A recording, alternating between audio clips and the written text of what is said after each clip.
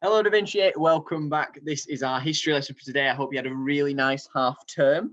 So this term, we're going to be learning about Van Gogh, or Van Gogh, as we pronounce it. So our learning objective is: can I explain who Van Gogh is? So we're going to go through some cards here, all about his life. He had a very exciting life. And we're going to have an activity at the end of it. So make sure you're listening really carefully. You can always go back through this video to listen to some of the cards again. So it says Vincent Van Gogh was born on the 30th of March, 1853 in Groot Zundert in the Netherlands. He had 3 sisters and 2 brothers. When he was 13 years old, Van Gogh was sent to a school in Tilburg in the Netherlands. He left halfway through his second year and he never went back to school. When Van Gogh was 16, he became an apprentice art dealer, which means he was like a training to be an art dealer. And an art dealer is someone who sells art. At his uncle's company in The Hague, the Netherlands. Now, The Hague is very, very special, but a very, very important landmark in the Netherlands.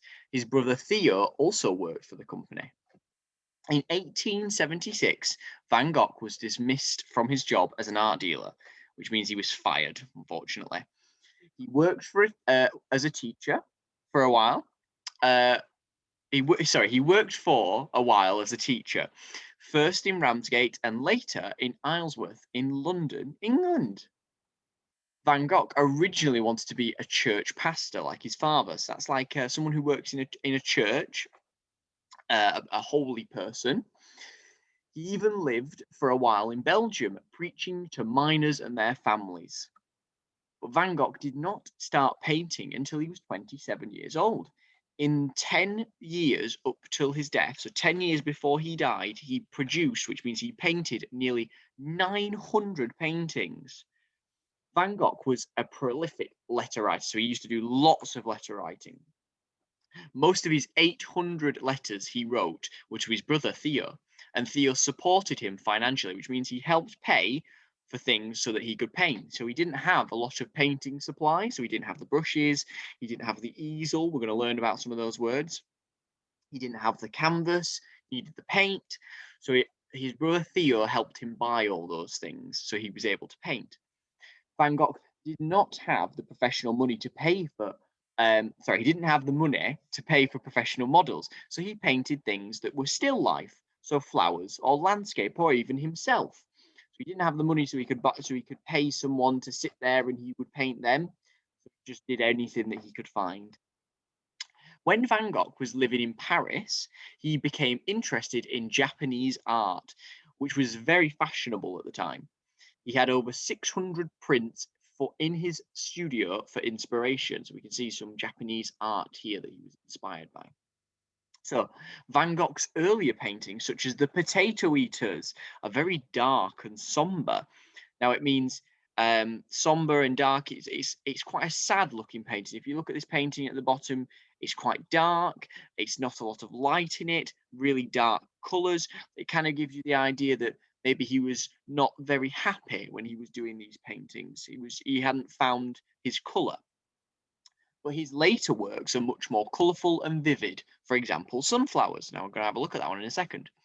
Van Gogh was close friends with the artist Paul Gauguin, and they lived and worked together for a time at the Van Gogh's house in Arles in France. And that's a place in France that they used to work together. They used to do paintings. Van Gogh painted his own self-portrait over 30 times, including the famous self-portrait with the bandaged ear. Now, that's a really important one. We're going to find out more about what happened here. Here we go. In December 1888, part of Van Gogh's ear was cut off with Paul Gauguin. Experts are not sure whether he cut it off himself or it happened during a fight between the pair. Now, this is just a picture that somebody who looks a bit like what Van Gogh would have looked like has done. This isn't actually Van Gogh because we wouldn't have had, in 1888, we wouldn't have had colour pictures as photographs. Throughout his life, Van Gogh suffered from bouts of mental illness. So we all have mental health, and if we've got good mental health, we're feeling happy, we're feeling confident, we're happy in ourselves, we don't want anything to change. But sometimes we can have bad mental health, or we can be mentally unwell. And Van Gogh he did have bad mental health, and he was really struggling with being quite sad and what we call depressed. So one of the most famous works, here we go, this is called The Starry Night. And he painted this while he was receiving some treatment in hospital. So he was in hospital, he had some medicine, and whilst he was having his medicine and he was on some different types of pills, he painted this, and it's considered one of his most famous paintings. Van Gogh unfortunately died of a gunshot wound to the stomach in France on the 29th of July 1890, and he was only 37 years old. Now it says on this that it wasn't clear how the gunshot wound was caused. Okay, so this is not quite true. This one is, I think, supposed to help you understand how he was feeling, but this isn't quite true. Because Van Gogh was really struggling with his mental health, he wasn't really able to. He didn't have many people that he felt he could talk to.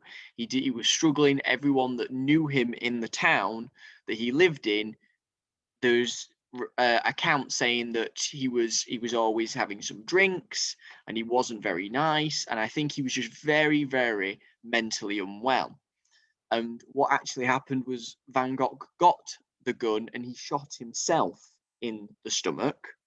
That was how and it wasn't the stomach shot that killed him, because he went into hospital, he survived the gunshot, but it was later it got infected, and then he died from disease from the infection, and that's how he died. Now, although this one says they're not sure how he died, we are sure how he died. He died from infection from the gunshot wound. The gunshot wound was himself after he shot himself. Just like before, when it mentioned with the ear, it happened in a fight. That's also up for debate. I think there are a lot of accounts saying that he cut his own ear off, and it wasn't with his friend artist. He said he cut his own ear off and he sent it to somebody. We're going to look at this again in more detail. This is just an overview of it, but he was very unwell and he needed a lot of help, and he didn't have a lot of people that were willing to help him. And it's such a shame because he unfortunately died thinking he wasn't a very good artist, and he's actually one of the most celebrated artists that we have um, in the world today, because we see him as being someone that was so unwell, but yet he produced the most amazing artwork. Van Gogh's brother, Theo, unfortunately, he died 6 months later, and they were buried side by side in the town cemetery of Eaux-sur-Oise in France. So after his death, Van Gogh's sister-in-law, so that would have been one of his brother's wives, Joanna Van Gogh, was promoted his work. She edited and published the brothers' letters. So the letters that Van Gogh had sent and Theo had sent to him, she published them. She found them and she published them, which meant like we published our poem. She published them. She took them so that other people could read them. And his work, his 900 paintings that he'd done, she brought them into the world, really, because he kept them on his own. He didn't think he was a good artist, and she thought they looked brilliant, and she showed the work, and he became very, very popular after his death. Her son, Vincent William Van Gogh, founded the Van Gogh Museum in Amsterdam, the biggest museum that promotes Van Gogh's work. It's believed that Van Gogh only sold one painting his whole life, and it's the Red Vineyard at Ars. It's now in collection at the Pushkin Museum in Moscow, in Russia, where Yuri Gagarin wasn't far from. The colours in Van Gogh's paintings have become less vibrant since he painted them. Like many painters of the time, he used a pigment called chrome yellow, which unfortunately fades over time. In 1990, Van Gogh's painting, The Portrait of Dr. Gaucher, sold for $82.5 million at Christie's, New York. The auction only took 3 minutes. So in 3 minutes, it managed to accumulate $82.5 million. Now, although this is his most expensive painting that's ever sold, the Starry Night painting has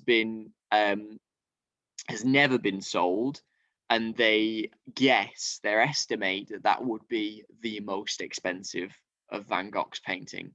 But you can see here, this is the most expensive one that's ever sold. This is, I do like this one. This has got some really lovely colors in. So it's your turn now. I'm going to ask you to go back through that video and choose one of those cards. And I want you to record yourself explaining why you chose it. Why did you want to tell me that that was your favorite point in his history? And what did you like best about it? So an example might be, my example might be, okay, I chose this card about Van Gogh's sister-in-law, and I chose it because she published his work, and it meant that he was a celebrated artist today. I chose it as being my favorite one because I found out about how the Van Gogh Museum came to be. Something like that, okay? So you can choose any of those cards in there and you can record yourself, tell me all about it. Look forward to seeing that work on tapestry. Thank you very much, Da Vinci. I'll see you in the next video. Goodbye.